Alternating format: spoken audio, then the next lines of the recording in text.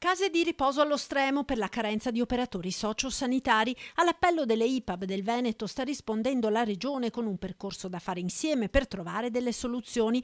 Si lavorerà su più fronti, in primis affrontando la questione abitativa del personale, soprattutto quello che arriva dall'estero. L'opportunità di utilizzo anche di partecipazione direttamente delle IPAB a questi bandi diventa fondamentale anche per la parte legata all'abitare, con priorità al personale sanitario e sociosanitario, quindi credo che questo sia una parte anche legata all'abbinare un contratto anche attraverso una possibilità di abitazione. Nello stesso tempo la Regione Veneto vuole coinvolgere anche le IPAB con il loro patrimonio immobiliare nel piano casa regionale.